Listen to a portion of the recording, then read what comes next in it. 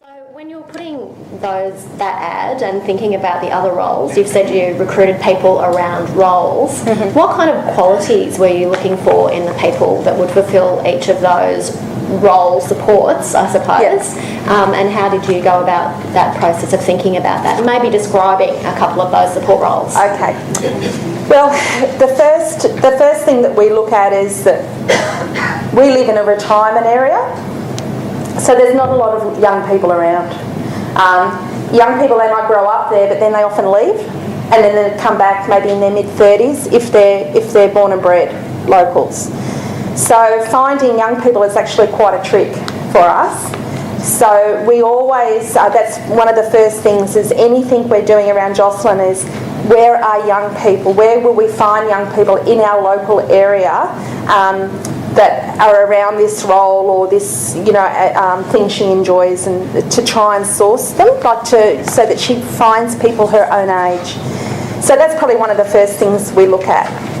The next thing is anyone that is in a paid role for Jocelyn has to live locally.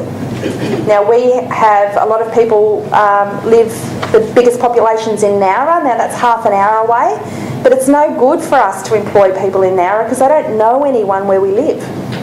And part of everyone's role as well, it's not just around the role they're fulfilling. The person who is doing the support is also a facilitator of Jocelyn's relationships with other people in the community. So in the homemaker's assistant role, they go and do the shopping. Well, Renee is a local woman. She only lives 4 streets away. She's lived there all of her life. She's 30.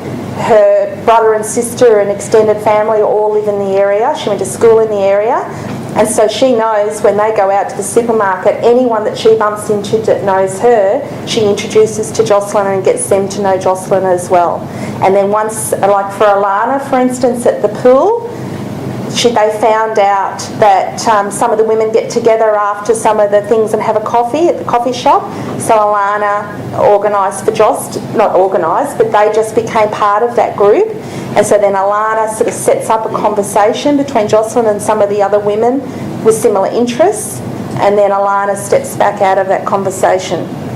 So to allow space for those ordinary relationships just to develop.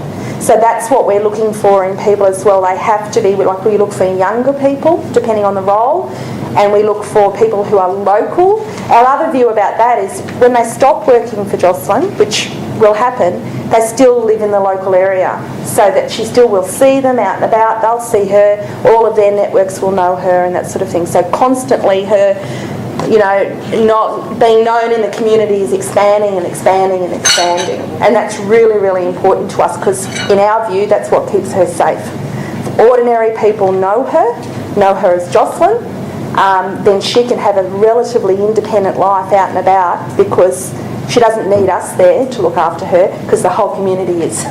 Everyone's on board. Yeah. So that's probably the most essential things. And, that they're decent human beings. So we ask them about their interests and what they like and those sorts of things as well to try and get. And they have to be people who are fairly outgoing and noisy because Jocelyn is. She likes pop music, she's loud, she likes energy. So reclusive, sort of bookish, quiet types aren't going to work. So, but that's just, it's all about who Jocelyn is. Yeah, so it sounds like they would need to be quite confident people if they're going to be facilitating connections, often with strangers as well. So competent communicators as well. Outgoing, but not over the top. Like Renee's actually the housemaker's assistant's she's a more quiet woman, but she actually, for her it's not a daunting, she's not going out of her local community meeting people. It's people she already knows at the supermarket or whatever. So introducing Jocelyn's really easy for her because she knows these people and a lot of them know Jossie now too, so they're interested in what's happening. So they have a conversation about that. Whereas another person, her social assistant, Rowan, he is really outgoing, really, really outgoing. And so they go off because she likes nightclub dancing, so they go up to Wollongong about once a month or once every 6 weeks and go out nightclubbing all night.